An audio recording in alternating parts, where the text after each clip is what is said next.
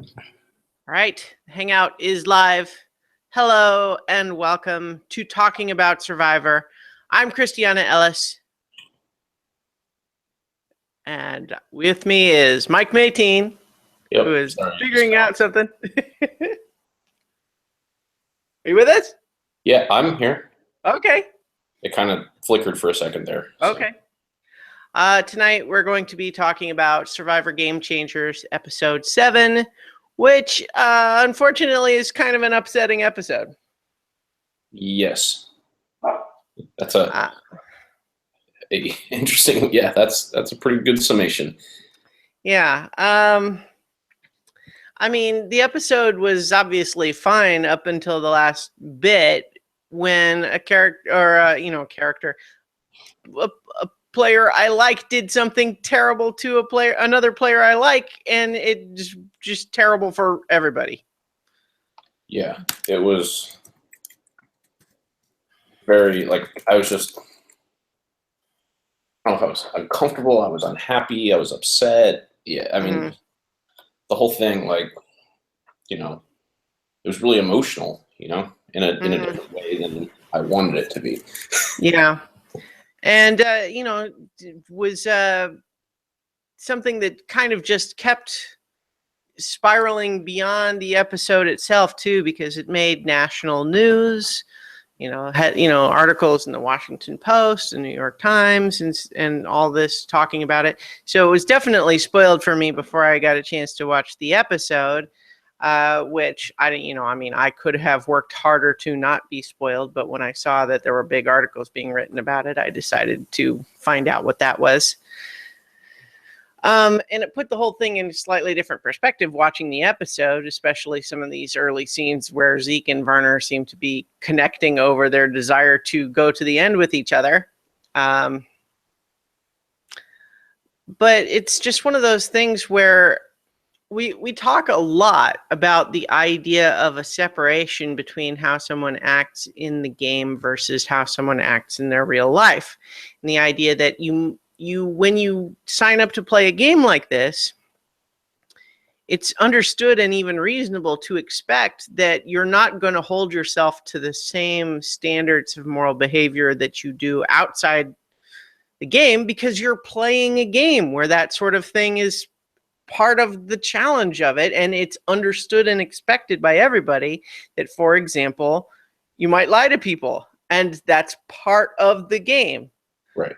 And, some people have more trouble with that than others.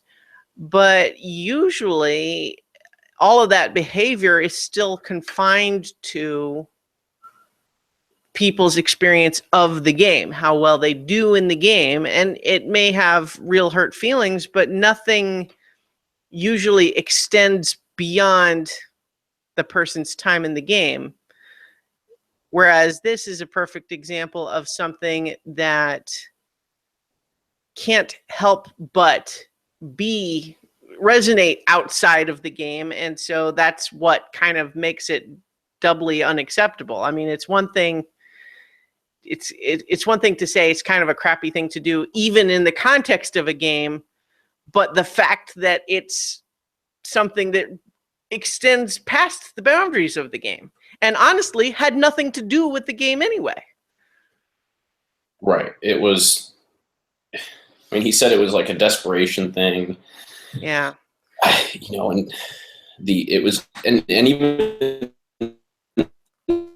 you're breaking up. It was just so awful, to say that it showed that, Zeke was capable of deceit.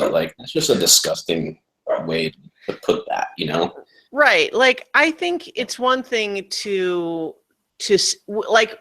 we can make a couple of slight mitigations in terms of assessing the moral gravity of what Werner did. And we can say, okay, well, everybody is stressed out and desperate. He's on the verge of his 3rd season playing where he hasn't made the jury in any of them. He knows he's in trouble.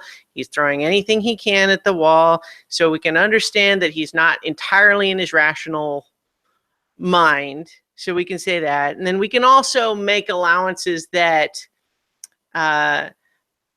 if he genuinely assumed that Zeke was out, that it's like, it's still not okay, but you can see like there's one step more in that direction of why he wouldn't see how big a deal it was. Right. But at the same time, this is exactly why someone's intentions can't be the only measure, for whether, what they've done, right? Like the fact that he didn't mean it to be such a big deal doesn't mean that it wasn't. Yeah, I mean that's it's the old parable. The road to hell is built on good intentions. Yeah. What that's basically saying is what you do is more important than what you intend. Like your actions define Right. much more than what your intentions are. Right. And he said he may have not intended for this to be like such a big, horrible thing, but what he did was, and yeah, well, and it's really like on the face of that, and it's not even a case of good intentions here. It's a case of slightly less bad. Right. No, I wasn't trying to say he had good No, I know. intentions. I'm just saying I don't want, by bringing up the whole idea of good intentions, I don't want to imply that, like, because it was still selfish and thoughtless and disrespectful, no matter how many people he thought he was doing it. To one person, it's still not okay. Right. Because it's so it was just really awful. And it's, it seems clear in everything that's happened since, the stuff that he's written since. And there's actually an article today. Apparently he was fired from his real estate job because his company, very understandably, did not want to find themselves in the center of an unpleasant news story. Yeah. And it's one of those things where, like, I don't necessarily think, oh, he deserved to be fired. That's a more complicated question. But to be sure, it's clear that he feels really bad for what he did. And I think the right answer to that is good. You should. Yes. And it's one of those things too. It's kind of like, even if there's any kind of allowance you want to make for the idea that he just didn't consider how big a deal it would be before he crossed that line, well, you kind of say, well, people who drive drunk don't mean to kill people. But if they do, that doesn't make it okay because they didn't mean to. Right. Yeah. So in any case, I think what's just kind of extra awful about it is that this isn't even just like a single assault that is now done, because it can't help but resonate. Like, the whole reason Zeke didn't tell anybody is because he didn't want that to be his survivor story. And now how can it be anything but that? Right.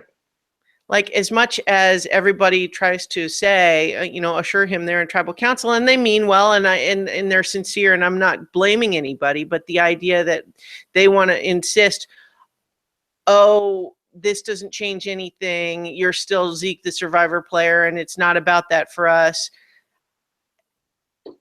No matter how much they mean that to be true, how it can't be 100% true. It's impossible.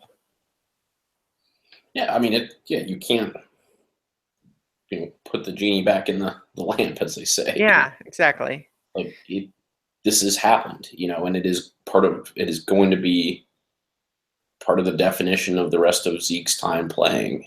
Mm-hmm.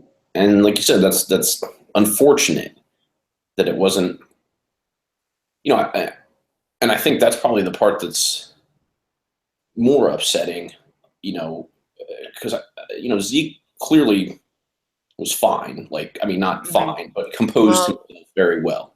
Yeah.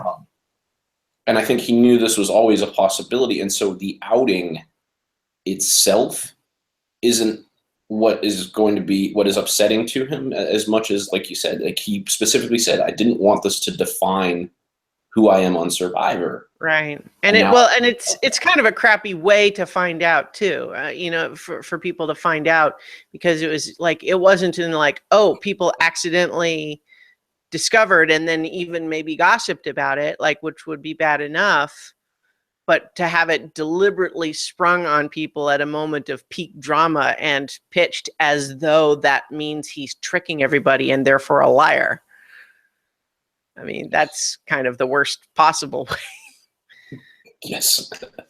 Yeah. Yeah, and the thing is too, like, for all that Varner wants to defend that he really does support the rights of transgender people and all of that, and I think that there was a lot of, he just really didn't think it through. But at the same time, that whole stereotype about the deception element is one of the, that's a big deal. But also just the idea that it seems like, even if it's true about how he feels about transgender people, it seems like what he was trying to do was hope and play on the idea that maybe other people in the tribe wouldn't feel that way, and they would hear Zeke is transgender and think that's bad. Yeah, I think that's the sort of the one silver lining that came out of this, was to just see how quickly, like, he was rebuked by everybody. Yeah. Like, just like lightning quick. Like, nobody even like had to like process it and think about it. Like, it was just like, right. What are you doing? Like, that is not okay. Mm-hmm. And, Probst, again, showed why he is one of the best hosts on television, because he took it in a stride and he didn't make it into a sideshow. He let them talk it out, and he really managed that process really well, considering how big of a bomb that was. Yeah. I think that it just could have gone so many different ways. Right. For him to keep it on track, to give Zeke time to compose himself, to allow the others to speak, and everybody to explain why they were so upset about it. Just the way he navigated it was really, was really well. And like I said, I was really happy to see, like you said, like Jeff was hoping, I guess, that others would be like, oh man, like, what, Zeke, you've been lying to us this whole time? Like, oh, that's terrible. But instead they went like right at Varner. Well, right. Yeah. And I think that it's clear that the producers and CBS went to a lot of effort to try to have as much positive come out of this as possible. Like, they partnered with GLAAD and some other organizations for transgender rights to kind of have a PR push to kind of control the message of the story and keep it non-exploitative as much as possible. Had counselors for everybody, and so, like, that's good. But it's still true that a lot of my non-Survivor fan social circle, people whose attitude towards Survivor is, what, those people are like, that show's still on, why would anyone watch that? People whose attitude is already that, see this story and say, gross, why would they even air that? And it's one of those things where it's like, when the show, they kind of can't not, without just canceling the rest of the season. I mean, there's no way that they could edit around what happened and not leave just this gaping hole in the season. I'm not sure how they could have done that. No. Which is why I think that they were fortunate again that the other members of the tribe had a positive response, that Jeff was able to navigate it, that Zeke was able to keep his composure. Because of all those things, they were left with, it was easy for them, I think, to make the decision to air it. I mean, yeah, not even to know they didn't have to try to edit around it, because while the event itself was still negative, there was some positive to come out of it. Like, it did. Like you said, they didn't make it exploitative. It really was. The message of it was very clearly Zeke did nothing wrong, and Varner was 100% in the wrong, and what he did was not just a minor offense, but really terrible. Right, to the point that they didn't even need to vote. You know? Yeah. He just basically got asked to leave. Yeah. And I saw one winner on Twitter suggesting that this was somehow proof that the show's all scripted, and I'm like, what are you talking about? That's so stupid. Nobody would script this because it's awful. Yes. It's not like it's. If someone did script it, they should be fired. Like, Varner is a real guy, and his life is going to be really unpleasant for a long time as the result of this. And so why would no one would volunteer to do that. But so, yeah, in any case, it's one of those things, though, where I can see how, from someone who's completely outside the Survivor fandom, this idea that, well, wouldn't it be just better to edit around it somehow? But I just, especially something that was so dominant, an element of the tribal council where one of the people was asked to leave, the only way to edit around it would be basically to say, we're not going to show you the tribal council this time, or we're going to make everybody like reenact it or something, but try to somehow keep it a secret what really happened. Like, that's like the show wouldn't, you can't do that on a show like this. And especially a show that, for at least people who are paying attention, has kind of proven itself repeatedly as a show that's, it's not scripted. This is not here to, like, it's a competition, and they take it seriously, and they don't soft pedal it when they occasionally have someone on who's not great. And in fact, they seem like they've been even steering away from the couple of seasons where they were bringing people on like that. You know, people who say like like racist things and stuff like that. Right. So I guess I want to say that I think, given what happened, I think CBS handled it about as well as could be expected. And at the same time, it's kind of like, it's awful that the whole thing happened, and yet I don't come down on the side of saying CBS shouldn't have aired it. Because I think probably it's also true that, like, you know, Zeke even said, and has said again in, he wrote like a pretty significant Facebook post about the whole thing, or maybe it was just on his blog, but talking about just like, it was always a possibility as soon as he came on his first season that it might come out. And he wasn't planning to bring it up, but it had to have always been a possibility. And so the idea, it's a little different than someone who had not signed up to be on a national TV show. Right. Yeah. It was one thing that it did, outside of all of this, that it was interesting that it made me think of, was I almost wanted to go back and rewatch when his father came on, because of like how emotional that was, because they like, now it makes a little bit, like, it has a different layer to it about why they didn't get along when he was like younger, or because there was obviously this whole change going on in his life. So his father's acceptance in that season was probably even more powerful for Zeke than we even realized. Yeah. And I think, like, yeah, I mean, that's a kind of a good element to think about. Where I kind of thought you might be going, and I would basically, one of the things that this is the reason that Zeke didn't kind of want to get into it, is that it almost can't help but be something for anybody watching to kind of now get into like, well,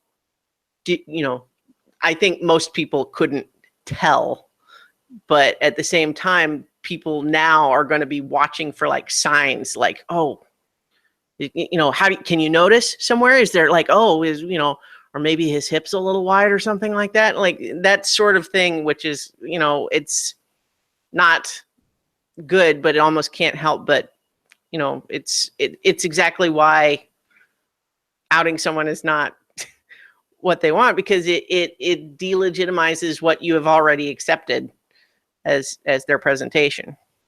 Yeah. And, and I had somebody, you're talking about like, again, the circle of people that don't necessarily watch this, but saw and knew that I liked this show and saw this news.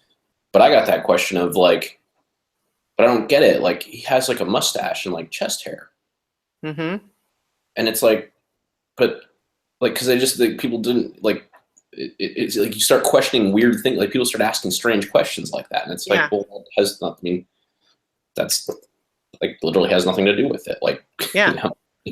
Well, and it's one thing that is potentially a good lesson for people who are not very experienced in these matters is the idea that, there are a lot of trans people that you cannot tell just by looking. And for that matter, there might be a lot of people who you would guess are and who aren't actually. Right. Because there's a whole spectrum of human bodies. People look very different, and it's you can't judge someone by just what they look like. Well, and there's also a huge spectrum of where people are in their transgender journey that changes how they look and appear, Mm-hmm. So it's a very complicated thing that isn't, like you said, it is weird that people are going to be like, well, I don't understand. And well, how, can you tell, like, is there something, is there like a giveaway so that we can make sure that we can, see that if like we encountered somebody in real life, it's like, it's just a weird thing that is going to come from that. Mm-hmm. Yeah. So, yeah. In any case, that's not where I was going. Okay. Well, yeah, no, right. And so you took it to a good place, and I wasn't even, I wasn't even going to criticize if that's where you were going to bring it up, because I think you can't help it, because it's one of those things where I think most people were surprised, and so it's just kind of a question of that's a sort of a normal human reaction. But it's a good example of a human reaction that our empathy and understanding should try to help us move past. Yes. Yeah. Yeah. I mean, hopefully this becomes, because of just the treatment it's gotten, again, going back to, I've already said this before, but the composure in which it was handled on the show, the immediate and negative reaction towards Varner from his tribe mates. Again, the way that the papers and everything have been positioning it, the work that CBS has done, handling the message, being non-exploitative. Hopefully, this is another. It turns out to be a good moment for transgender rights. Coming right off of North Carolina finally, at least begrudgingly, doing enough that the NCAA is willing to have, is saying, I guess you're not too hateful for us anymore, but we still don't really like what you're doing. Well, there are a lot of people who are feeling like the North Carolina bill was only about 5% of what it ought to have been. But anyway. Well, but anyway, it is, they did, the NCAA took a stand for transgender people's rights, which it didn't need to do. It wasn't a financial, it was not like they were worried about if they were playing tournaments there and this law existed that people would boycott their tournaments and they would not have they would lose money. No, they took a political stand that they didn't need to take because they felt like it was the right thing to do. And so that was, while the North Carolina didn't completely take it back to the level where it should be, they've at least acknowledged that They can't just be hateful, you know. And so to have this then handled very well and handled in a good way, you know, I like things like this a lot more than like Caitlyn Jenner. Like I feel like that's probably more exploitative, because of the celebrity aspect to it, and she's almost like trying to capitalize on that herself. It's like it's weird. It's weird. What's complicated there is being a known celebrity first. You know what I mean? It's hard to judge her because, like, how do you, if you're already a celebrity, how do you not, right? Like, you not be a celebrity? I guess you're right. Like that's, but that one is kind of. Well, I think a little bit more. She has some complicated political opinions that make the whole thing messy too. So, right, and then there's people who, you know, like when the ESPN gives her an ESPY for courage or whatever, and people criticize that and take shots at it, and it's odd. You know, so I like one like this where it's a little bit, you know, when a news story like this is a little bit cleaner, and you know. Zeke is just a regular person living his life, and this is who he is and who he has chosen to be, and he's happy this way. And it is wrong for someone to call him out on that and say that he is being deceptive because of this. And it's handled, and everyone involved thinks it's wrong and thinks that the person who said that is terrible. Right. That's a nice, like, as much as it was unpleasant that it had to happen, and it was unpleasant watching it, I like to, like, I'm trying to be positive. Well, it's trying to draw as much positive as possible from something that is primarily negative. Right. That's how I like to see it, because I prefer things to be positive, you know. Yeah. I don't like complaint. Right. And I want to give Varner some respect in the sense that, like, his statements, since although he defends himself a little bit just with the idea, like, of, I didn't realize he wasn't out already, but at the same time does not at all. Well, I know. But what I was just going to say is he acknowledges that doesn't matter and makes it clear that, like, he does not attempt to defend that it was ever an okay thing to do. And he, he's saying the right things when I think there are some people who would get defensive about it to the point of saying, well, maybe he should be out. Maybe I did him a favor and that sort of thing.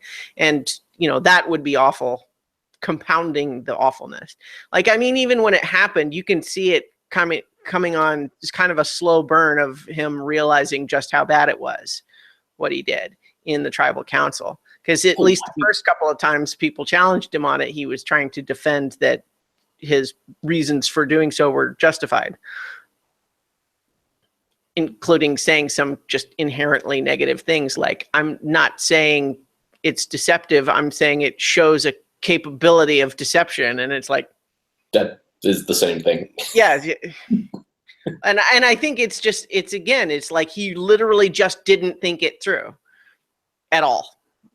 And I think that's one case where it can be a lesson for everybody in not just this particular kind of a circumstance, but to recognize that being in favor of some groups' rights in the abstract does not give you permission to not think about your words and actions separately from that. Because it might be like that Varner, I'm sure he meant it 100% when he says, oh, I completely support transgender rights. But the second part of saying, so you actually take a moment to think about your words and actions and how they would be perceived by people in that community and decide based on their benefit what you should say or do? Or do you just do whatever you want and feel good and pat yourself on the back that in principle you are in favor of them? Yeah, I mean, what he essentially said, like, this is going to sound crude, but it is, in my mind, the equivalent is when someone says something racist and is like, oh, well, but I can't be racist. I have black friends, right. That's become such a joke that people would even say that. It still happened. Mm-hmm. Yeah. This is a more complex version of that same excuse. Yeah. Well, he pretty much said exactly that. He said, my transgender friends know I'm not hateful. Right? I don't want you to paint me like I'm some monster. And it's like, first of all, that's not what they said. People didn't call you hateful and a monster. What they said is what you did was awful. And he's like, okay, yeah, but that doesn't make me this person who does awful things. Yeah, like, well, it kind of actually does, because you did an awful thing. Yeah, that is who you are. Your actions define you. Yeah. So in any case, let's talk about the actual episode. There's some, I think, interesting other threads going through, but I'm sure we'll talk more about the tribal council as we get back up to it. But it's interesting that you say that, because I started to think when I knew that we were eventually going to have to talk about the episode, that I had to pull up a recap, because I, like you, was spoiled on what was going to happen. I didn't read the articles. I just saw the headline. Yeah. Because I read, I've decided to support the New York Times. So I read they do a really cool, what they call the morning briefing, where they link out to all their most popular articles, but they kind of summarize them in just like a one-page thing that you can read. So I read that every morning. And so I read this the morning after the show, and I hadn't watched the show yet. So I saw the headline in that briefing. So watching the episode, I wasn't, while I figured it was probably at Tribal Council, I was unaware of when it was going to happen. So my attention was very much not on the rest of the episode. Yeah. One of the things that I noticed over the course of the couple of days after the episode aired is that some of the first headlines were more spoilery, in using everybody's names, like just in the headline. And I think that was actually probably more the Survivor press talking about the episode. You know what I mean? Like the people who care about Survivor going, oh my God, versus the larger stories. But like eventually, I think most of the headlines kind of ended up coming to Survivor player outs another as transgender. And then maybe even the picture shows like 5 or 6 people so you'd actually have to read the article to know specifically who they're talking about. And I think that's better, but at a certain point, once a story is kind of bigger than the episode itself, then I think spoiler considerations are really secondary. Yeah. But yeah, the idea of like, what else even happened in this episode kind of becomes this like, wait, what did happen? So in the recap and starting off the episode, we get confirmation that, in fact, Ty didn't know about the plan. He really did get confused and really did try to switch the vote to Ozzy. So that's a little disappointing. I mean, it feels like, yeah, okay, I get it. That does seem more like what we would expect from Ty, but it was kind of fun to imagine that it was really everybody just on point with their deception. Yeah. But we have Debbie integrating with the new Nuku tribe after that tribal council. She decides to continue to not tell them about what's really at Exile. Excuse me. What happens on Exile stays on Exile. Yep. And that episode title, I'm sure after a lot of people got spoiled, assumes that might be what the title is referring to, but nope. Nope. So Ty, again, is I was going to say, actually, real quick, I was glad that they chose that as the episode title. Mm-hmm. A sloppier TV show would have made the title like Metamorphosis. Yeah. Because it was ironic that was what they... Yeah, that was a weird coincidence. It was very strange that was the case, that they ultimately solved that puzzle. But, you could really see that being the lazy episode title. Yeah. So I was glad they left it with something that is thematically more relevant, which is that, Debbie is not disclosing something and is working to get rid of Ozzy, because that is a theme that is about the gameplay, right. That will continue. And again, it's going to be just an example. There's so many examples throughout the episode, and just because it's a natural part of Survivor of people lying constantly about all sorts of stuff, because that's part of Survivor. Debbie is capable of deception. Yeah. And in that case, she's lying about something actually relevant to the game. And you know what? Who cares? It's not a big deal. No. It's part of the game. So anyway, though, Ty is worried that he might be the next target because he messed things up. And I think Ty, though, yeah. Ty is just, the reason he's not going to be next is because people know he's not going to, he's not a threat. Like, the worst thing he can do is maybe mess up your plan if you're really reliant on him doing a specific thing. Right. So you just have to make sure that you manage, if you know how to manage him, like, he's not going to. Mm-hmm. He's not going to take it away from you. Mm-hmm. So Varner here is talking about how he was blindsided and he's mad about it, but he needs to try not to show it. Zeke approaches him to see if he's okay. Varner insists, "You didn't have to blindside me. I would have voted for Sandra if you'd told me," which is maybe true. And then Zeke says, "I would like to work with you to get to the end." And they seem like they're connecting. And of course, that scene plays very differently when we know what happens later. Yeah. And, what I was thinking is, like, okay, it's not, the concern isn't whether Jeff would have voted with them. They didn't need his vote. Mm-hmm. The concern is they told Jeff about it. He would tell Sandra and she would have a way to get out of it. Right. Because of how talented she is. Right. Well, and it might not even be like there's multiple layers of trust there, right? Because on the one hand, it might be that he wouldn't tell her, but the more people who know, the more ways she has to find out. Like, even if he has decided he won't tell her, she might figure it out because of the way he's acting. Yep. And so it's definitely one of those things where you want to have numbers, but on the other hand, if you have enough without someone, you don't tell them because that could mess it up. Yep. So we go to the reward challenge, and it was a pretty good challenge. Obstacles, ball launch for a pizza reward. And as they kind of mentioned later, that was a lot of pizza for like 7 people. 10 pizzas. Yep.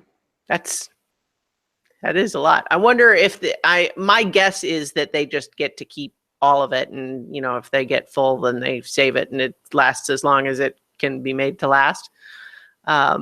As opposed to the idea that, like, because there's been some rewards where it's like you eat what you can eat there in the moment, and then when you're done, you leave the table and you don't take anything else with you.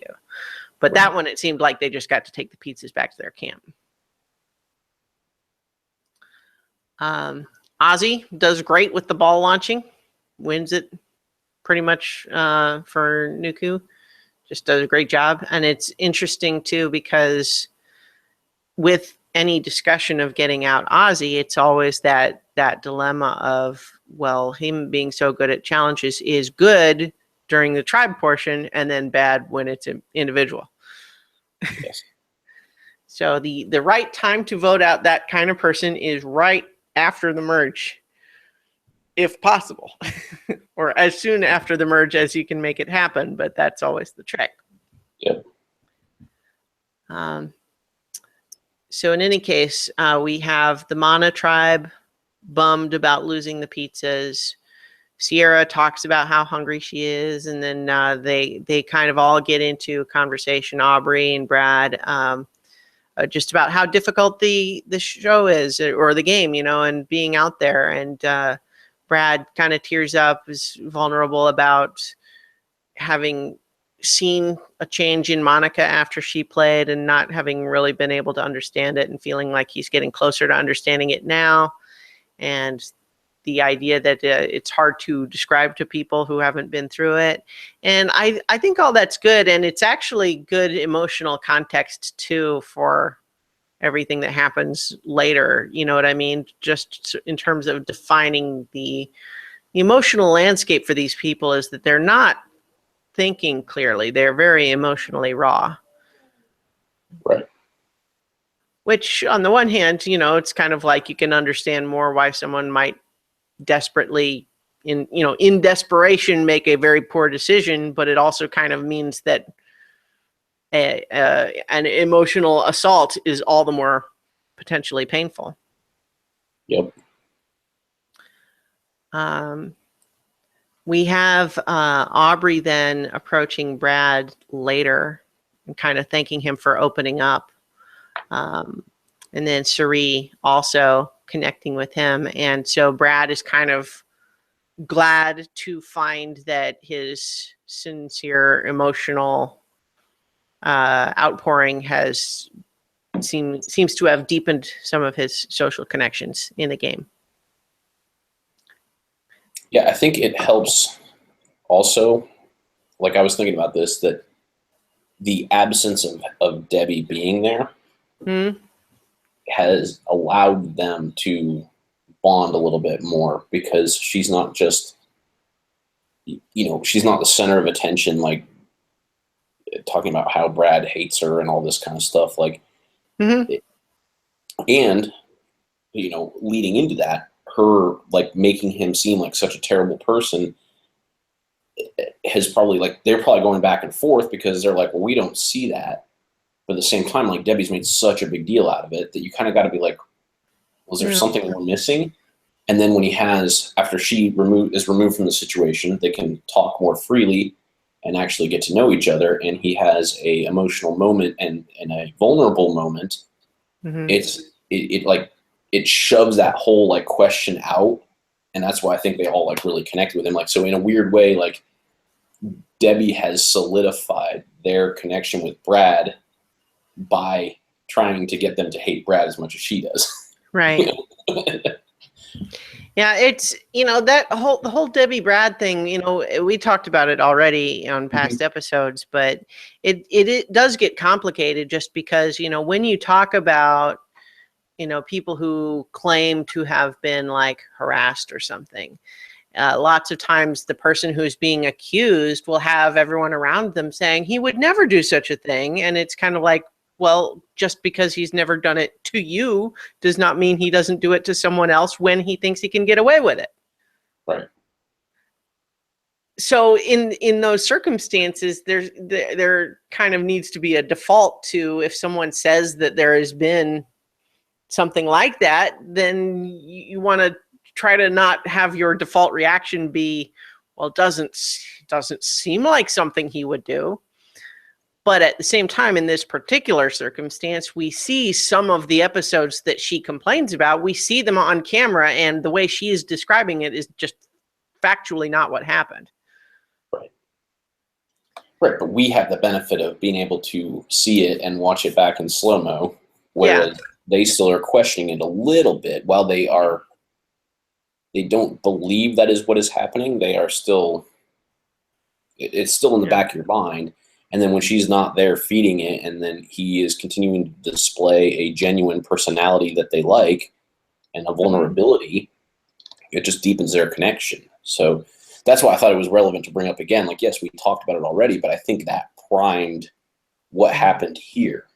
Yeah. I think you're right about that, without Debbie being there to kind of constantly grab focus from everybody, they're able to kind of be a little bit more open and less guarded, because they're not having to walk on eggshells all the time. Just to restate what you said already, because I do that. Okay, so over at Nuku, we have Varner approaching Sarah and hoping to convince her that he would be better after a merge than Ozzy. And not only is she listening, but at least even all the way up through tribal council, seems like she's really 100% on board. That's what she thinks should happen, is that they should vote out Ozzy. And honestly, I mean, it's not a bad, I mean, really the only reason to vote out Varner for that tribe right now is that he's an easy vote. He does not have the same solid alliance with anybody. It's just kind of, there's not really, like, he's not a threat. It's more just a matter of right now, the way the alliances have broken down, he's on the outside, which makes him an easy vote. That's really the only reason.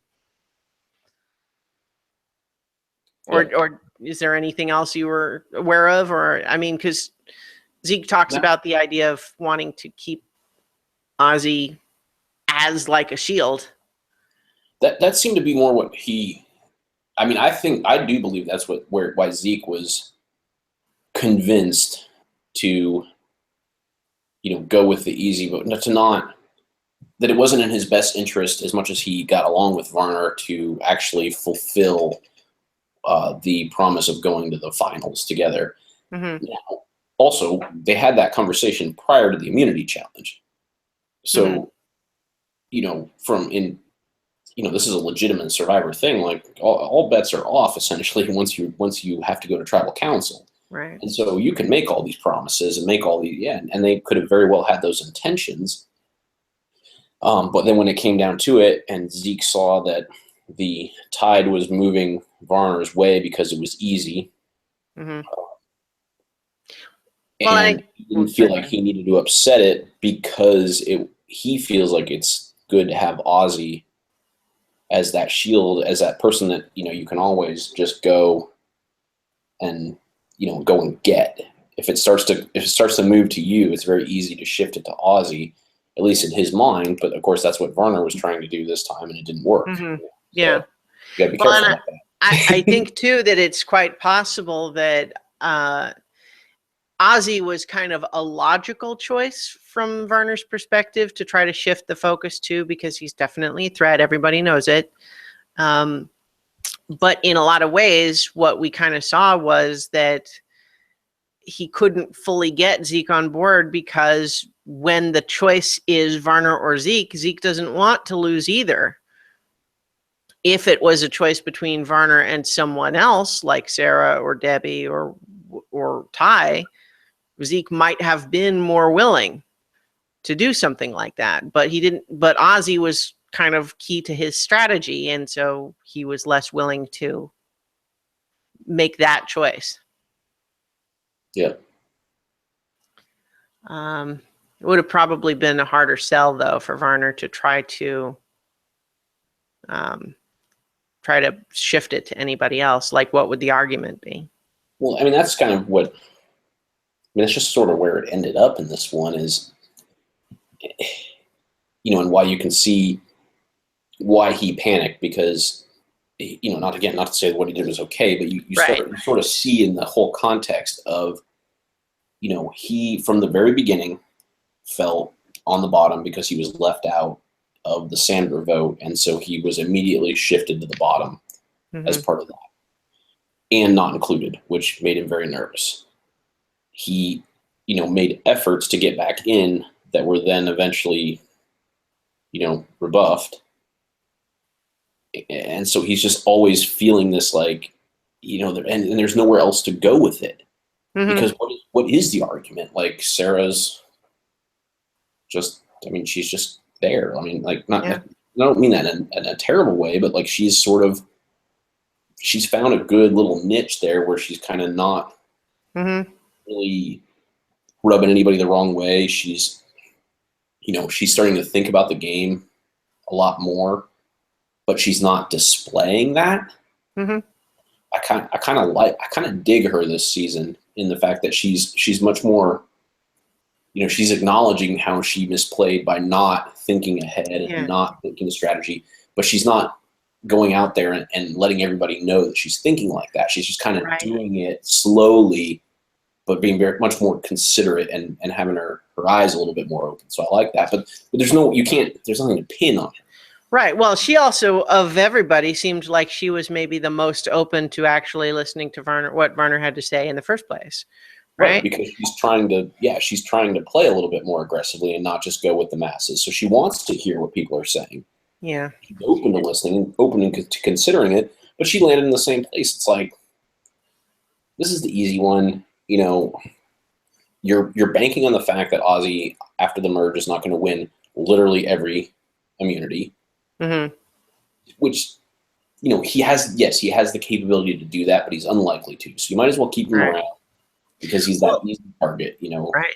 And the thing that we don't know for sure, too, is how many people might have been more open to voting out Ozzy this time if Varner had not done what he did at the tribal council and made it, you know, made it a moot question. Because certainly we got implication that Sarah was still feeling like it should be Ozzy going in. I'm not saying I think Ozzy was the target, because it seems clear that he wasn't. But at the But same we have time, seen decisions change at Tribal this season more than any other season. Yeah. right. I mean, we've seen several very crazy tribal councils this season where things are very up in the air and unpredictable. Well, and I think Ty had already last time indicated a potential willingness to vote for Ozzy. Sarah seemed like she was on board. And with Varner, I mean, that's 3 already. well, yeah, and to again, like, you know, it's not a defense of his choice. Right. But you start to see how a lot of these things kind of added up to this perfect storm that like caused him to do something so irrational. Right. Is because we had seen crazy tribal councils, because everybody been talking about that, like, oh, like votes change at tribal council. So here he's going in, he's like, okay, I made my pitch. There are some people who were open to it, but they have decided not to go with it. Mm-hmm. So I have to do something to kind of create that drama at tribal council to get that mix-up going on. Mm-hmm. And this wasn't the thing to pick.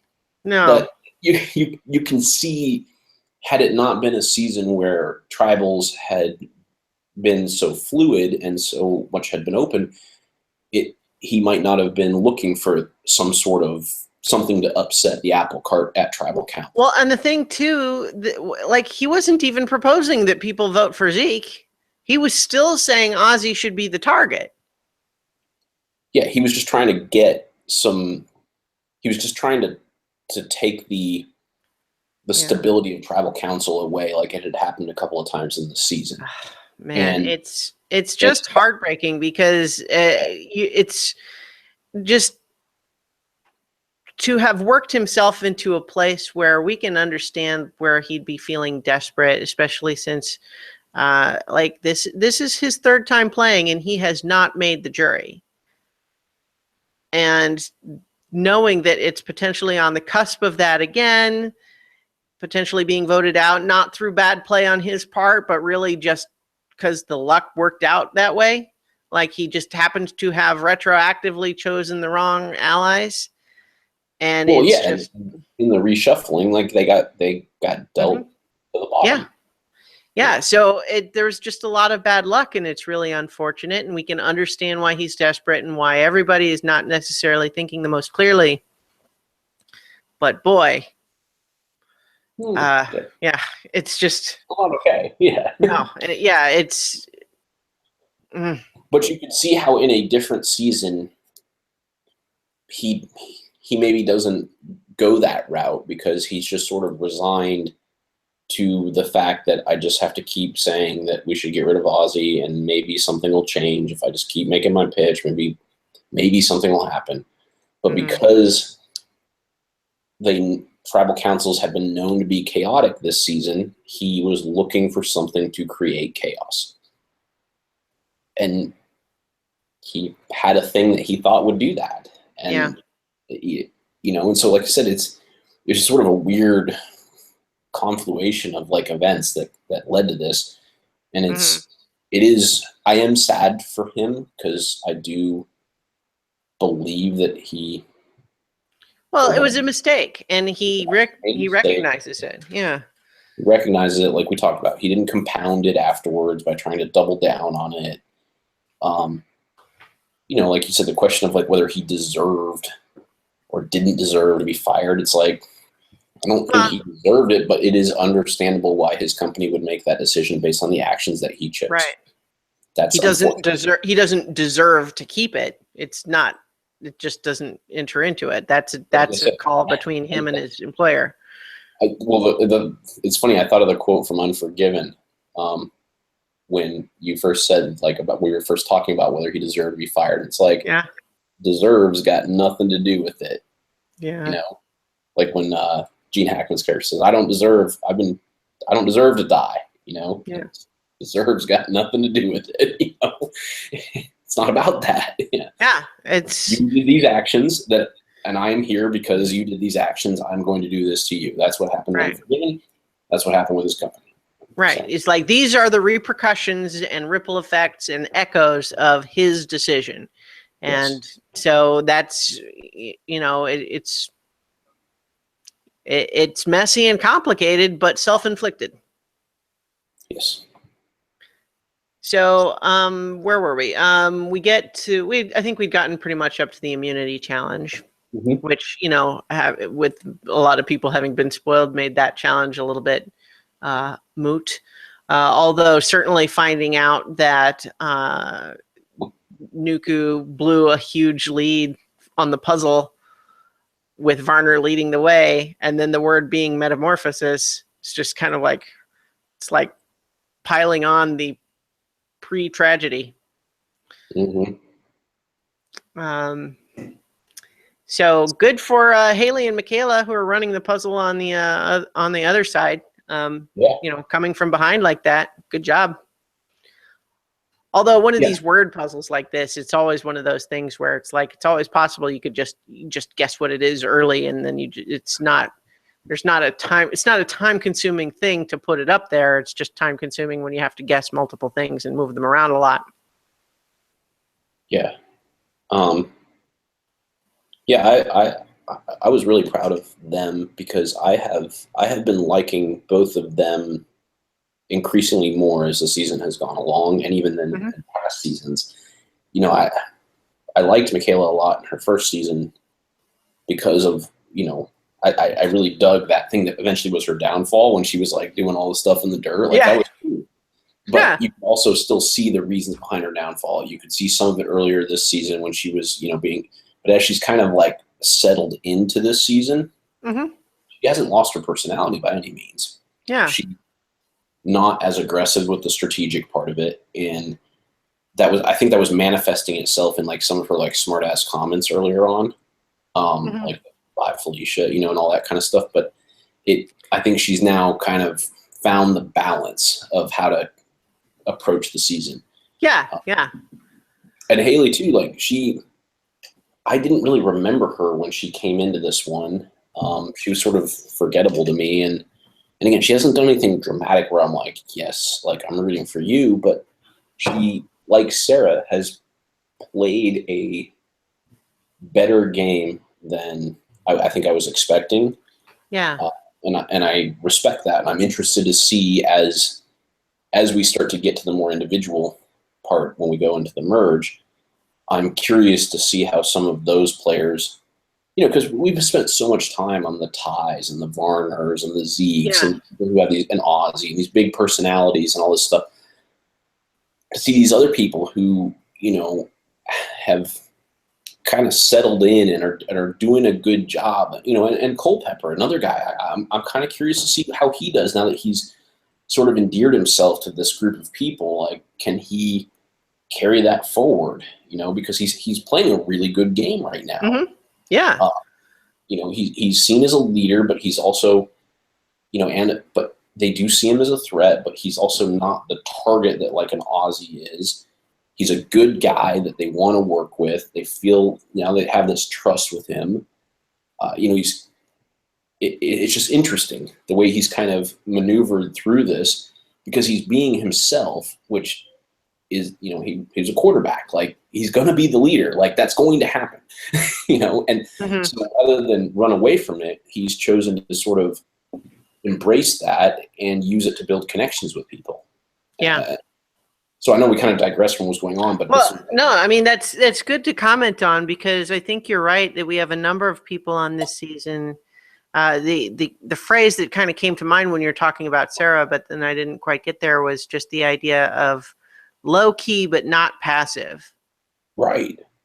There's nobody passive. Right. Yeah, it's a good season. They cast it well this season. You know, I think we talked about this earlier in the season, of the idea that obviously they are limited to people who are willing and able to come back, right?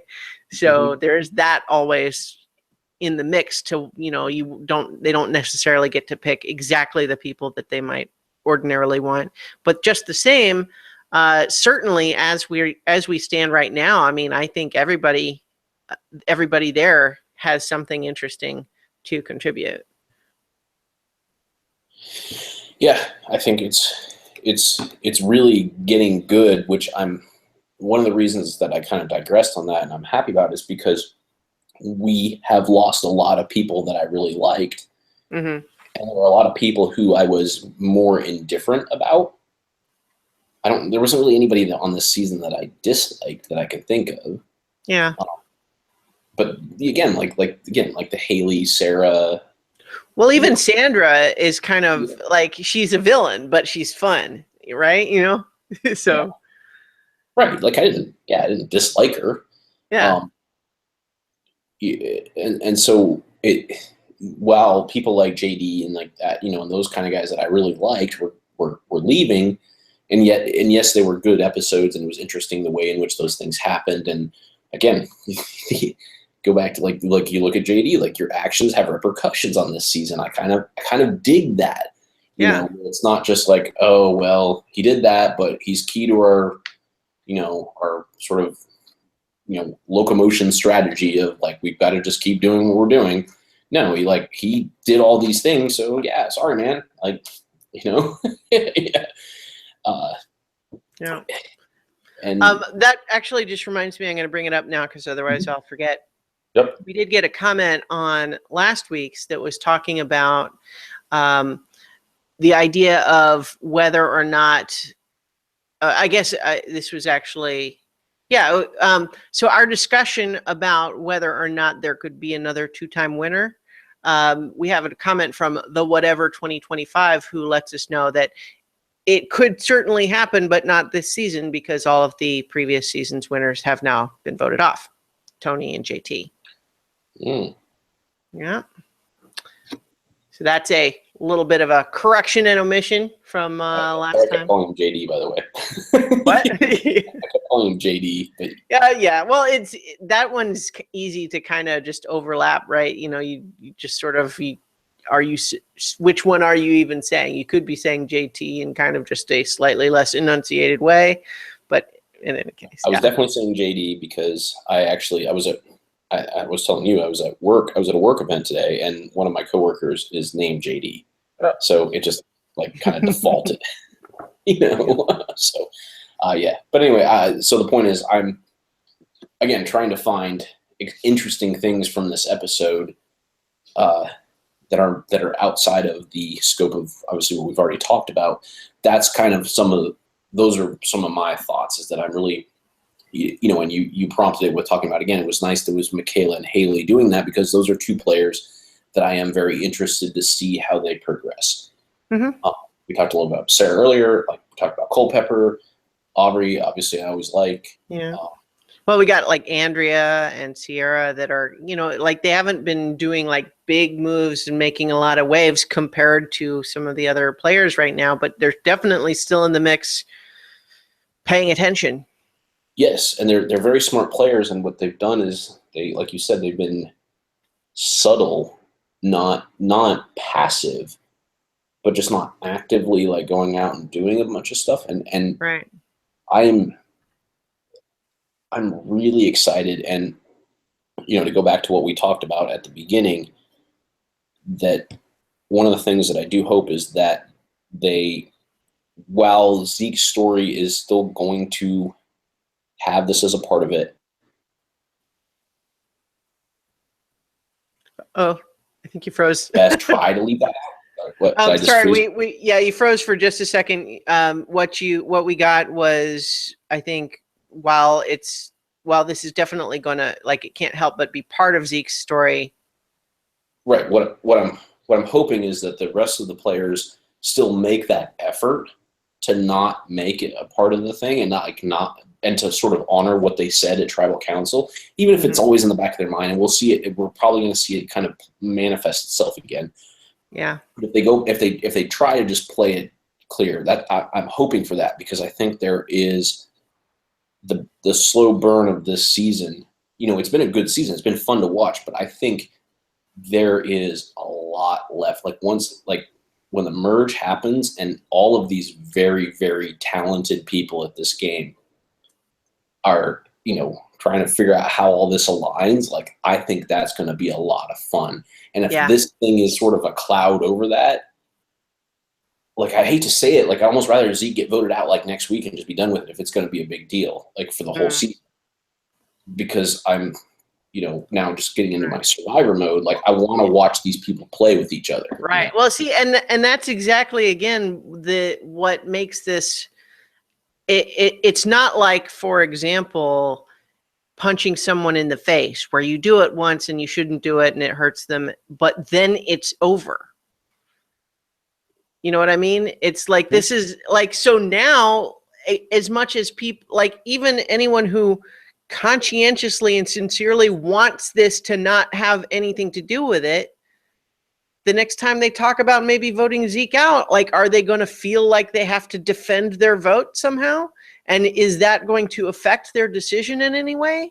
And how is that going to just change the emotional landscape of everything that deals with Zeke? It's like, that's what's unfortunate, is it just changes that whole narrative in a way that's kind of unavoidable.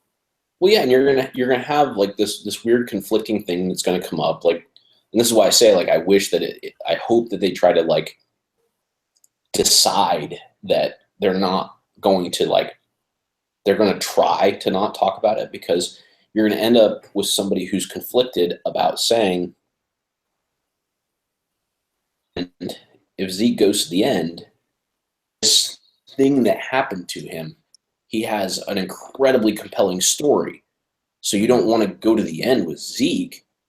And then it's like, but then you're the person who said we should vote out Zeke because he's the transgender with the good story. Like, then that's kind of, it isn't on the level of what Varner did by any means. Like, it's a totally different thing based on the context of the game.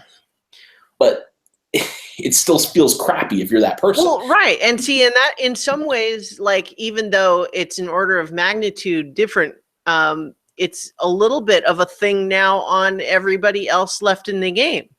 Because now they have to change their whole emotional math about that whole thing. Even though, I mean, I think in this particular case, it's just, it's one of those things. Is like, even if Zeke makes it to the final, even if, and he probably would not make a big deal of that whole thing, because he's going to want it to be about his strategy. But again, it's like, how much of that plays into who people decide to vote for?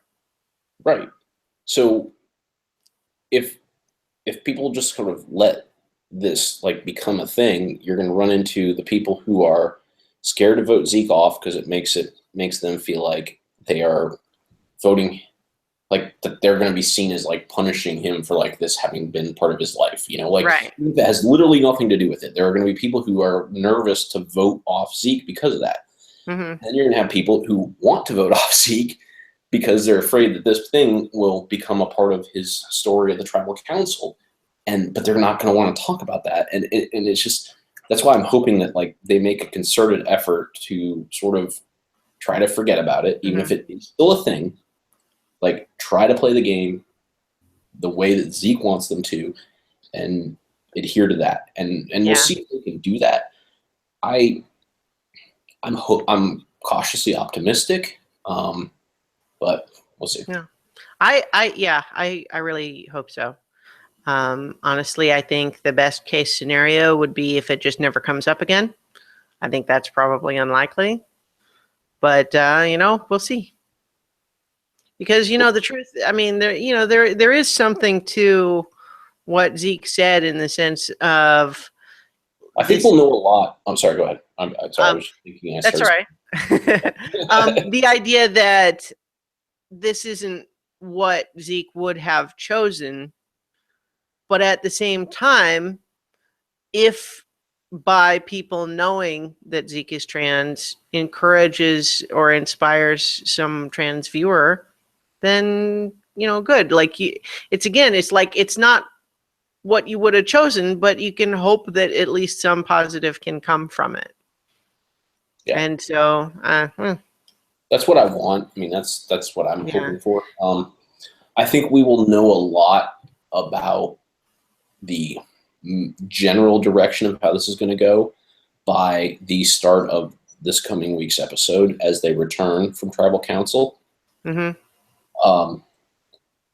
Because we'll start to see are the players going to be, yes, they're going to be consoling of Zeke and saying that was terrible, that's why we voted for him, like that should have happened.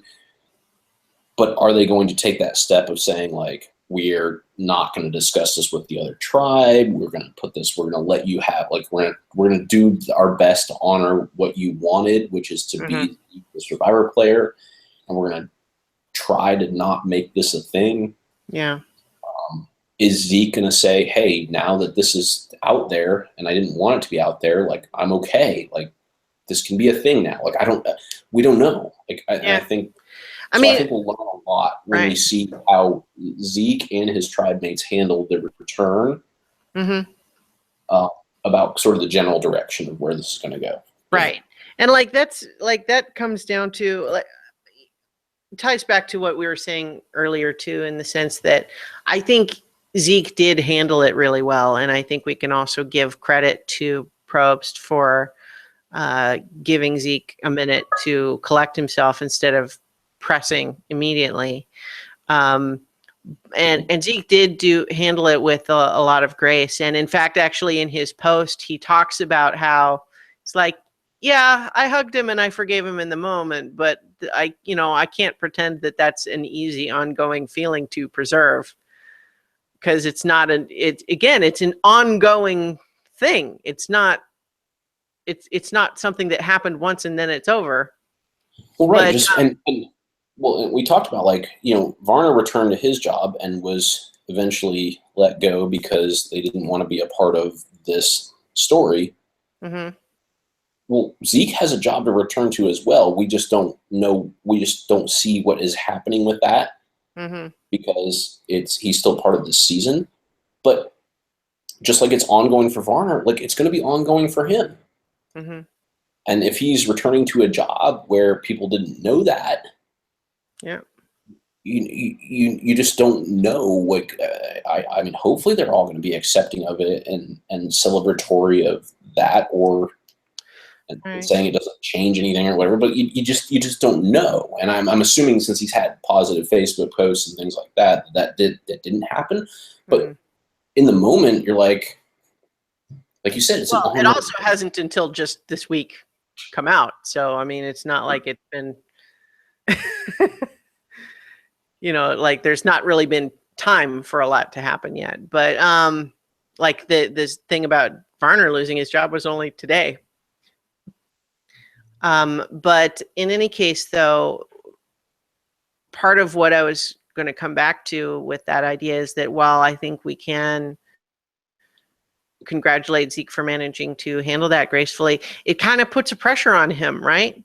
Like, there's emotional labor involved with him keeping that up, right? Like, think about what it, like, imagine if he had just fallen apart, which I think would have been an understandable reaction. And it's one of those things where he was able to hold himself together and portray this grace, but like that's difficult, and it's an ongoing thing, and it's now something that has to be a part of Zeke's survivor play. Is that it's this have you heard the term model minority? This idea that when someone becomes a representative of a minority group, there's a higher expectation for their behavior because everything they do has to be representative of their whole group. Yes, that makes sense. Yeah, I hadn't heard the term, but that makes I totally see that phenomenon. Yeah. So so there's that too, in the sense that there's just this added pressure of Zeke can't be just Zeke anymore. Zeke also has to be the trans Survivor player, no matter how much he didn't want that to be what he was doing. Because now, for all these people watching Survivor, he is the trans Survivor player. Well, even more so for all the people who weren't watching Survivor. Yeah, well, see, and that was one of the things too, that like every time I saw a bigger news story about it, I kind of cringed, because on the one hand, I feel like it is kind of newsworthy, but on the other hand, it's like you're spreading this information further and further, and more people are even seeing it. It's kind of compounding the original assault in a way, and it's hard to know. Like, I'm not sure what the right answer is in that situation. No, it's tricky because, like, I think Zeke understood the risks of it. Zeke understands that he is a pseudo celebrity, and the fact that he is on television, and knew this was a possibility, and knew that if Zeke is smart enough to know that if this happened, that he would then become, like you said, the model minority. Like, he knew all of these things were a possibility. He was not looking forward to it being a thing, but he was prepared deep down for it to happen. So for that, I'm really impressed by him. Yeah. Because his preparation, at least as far as we've seen so far, has led to positive action from his part. Right. So I think, you say it's complicated, but he knew it was complicated, and he knew the risks going in. He's like the gambler who sets himself the maximum. Yeah. He's gonna, like he knew worst case scenario what was going to happen. Right. And he was okay with that. Well, and that's where I kind of come back to also with the people I was talking about who don't watch Survivor, but can't help but feel like this was a really ugly thing to show on television, and couldn't they have just not shown it? And it's like, I can understand that perspective. And in some ways, this idea of like, well, can't you sort of retroactively just erase the outing by just not showing it to anybody? And it's like, well, not really, without fundamentally changing the game of Survivor, which has been going for a long time, and is kind of like, it would cause enough questions that somebody would eventually figure out, and then it would come out like, it would come across like some kind of weird secret, which I don't think is what Zeke or anybody would want either. Right. Like what I come back to, what I am happy about is that what people consider ugly was that Varner did this. Yeah. Because the headlines in a parallel universe, the headlines could have been shock horror transgender, sneaks onto Survivor in secret or something. A little transgender person, deceived everybody. And played, 3 seasons as a man when he really wasn't, like, no, that's the positive here, is that that's what people consider the ugly part of why this aired, is that, right, that Varner did something terrible to another human. Right. Well, and then that's, I think I closed the article. I did.